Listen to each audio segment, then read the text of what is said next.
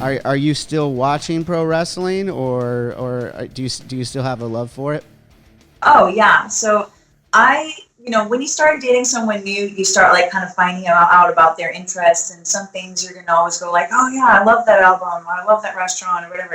And other things you're gonna go, really, you like that? Like, and for me, pro wrestling was kind of like in that second thing. I didn't grow up with any TV in the house. Like my parents were very old fashioned, and we didn't have TV or anything growing up, so I had no exposure to pro wrestling as a kid, like whatsoever.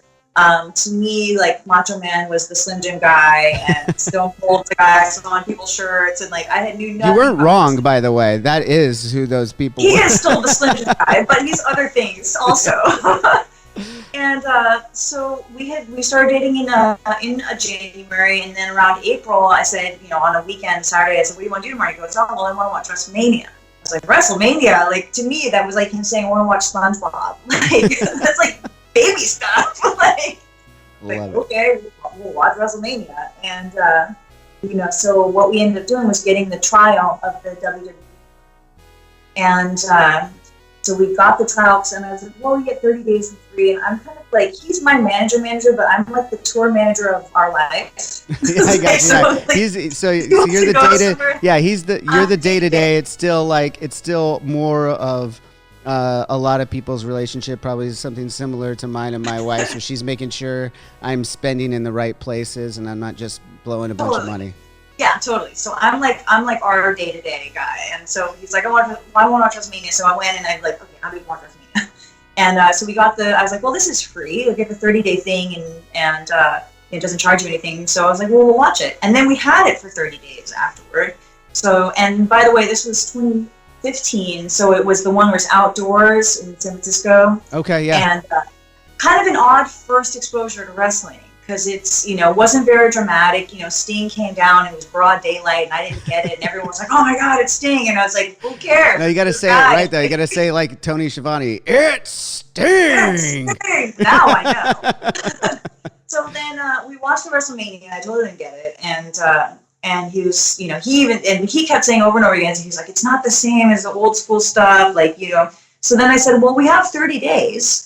So show me what's so cool. Like you said that there's other stuff that's like better to watch than this. So show me what you've been watching. So he put on the Monday Night Wars series. Oh yeah. From work.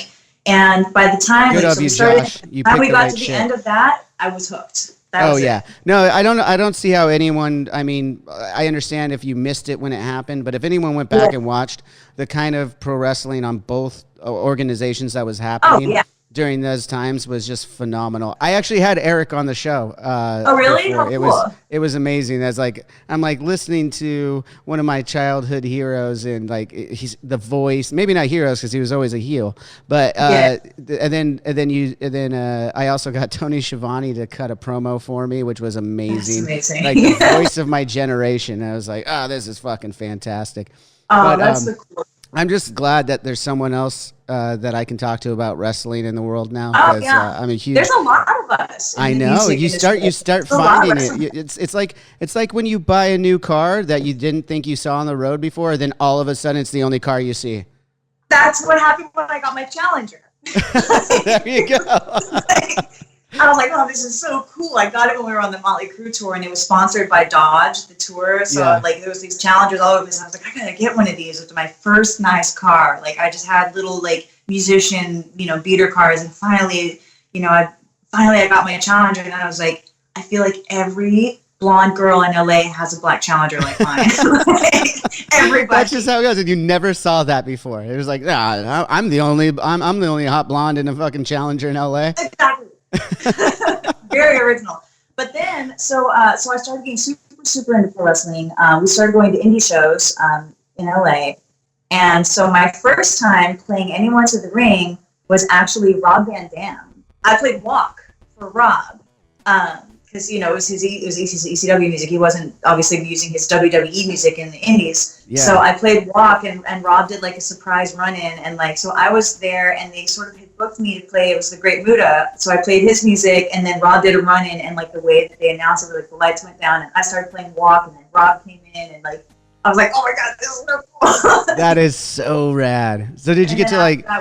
So over the years, I mean, this is part of my fandom. I guess this question's twofold. Did you know Jericho? I mean, did you and Josh know Jericho before like this cover? Was that kind of a connection there of any kind?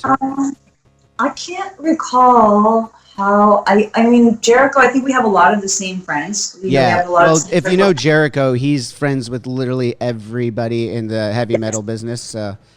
Yeah.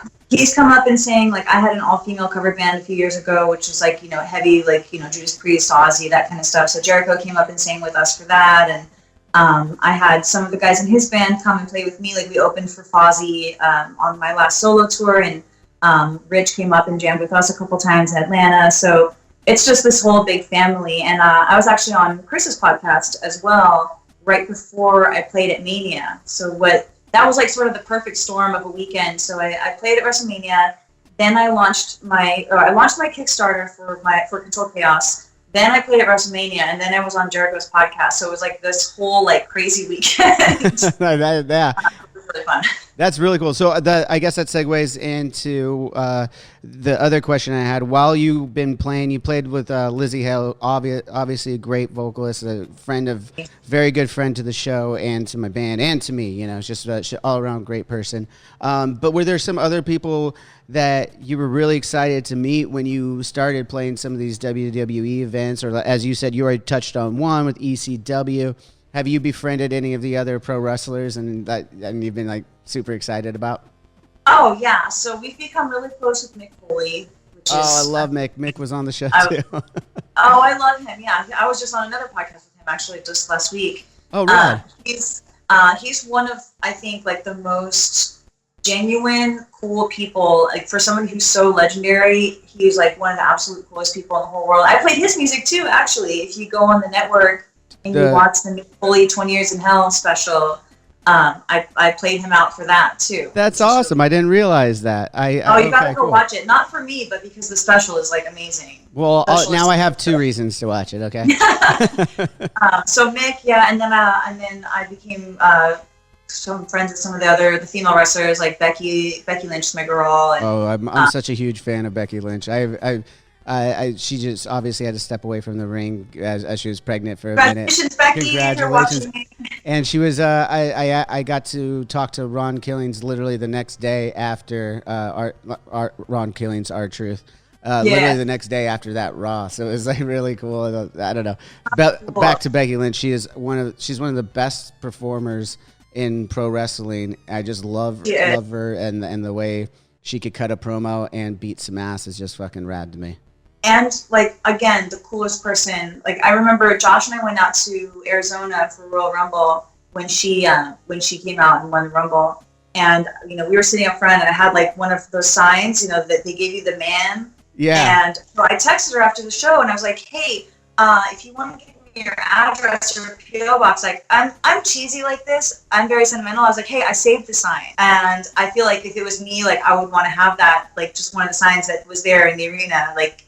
I was like, so like, let me mail it to you so you have it, like just for you to keep and look back at someday. She goes, let's meet up. We're always talking about meeting up and doing something. So we went to a yoga class together. I gave her the sign. I was like, this is how down to earth people are. It's like, yeah, I'm sure she's busy. She's like, hey, I'm going to go to yoga. Do you want to go do some hot yoga? And then we went to hot yoga. Okay, I was going to ask if it was hot yoga. I want the full picture painted here of you going down and doing yoga with Becky Lynch. Hot yoga. Hot yoga. Hot yoga. And then I was like, oh, here's the sign. She's like, oh my God, I forgot you even brought that. So that's so rad.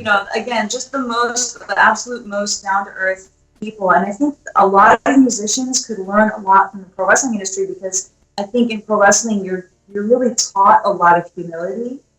From the ground up. The younger wrestlers going and set up the ring, all this kind of stuff. And if you ever notice, you're in the room with a lot of pro wrestlers, everybody goes and introduces himself to everybody in the room, shakes their hand, looks in the eyes, and this kind of thing. And I've taken that a lot of that with me to the music world. Like sometimes I'll be in the guest area after the show, and I'm pretty introverted when I'm off stage. I'm not really the type to go like, hey, hi everybody, like go find everybody. And I try to make more of a conscious effort to like approach people in the room and thank them for coming to the show and make everybody feel special for getting to be backstage and hang out. And even if they're not my friend, they're not there with me, it's so important to make everybody feel welcome, because that's the welcome that we've gotten in the pro wrestling world.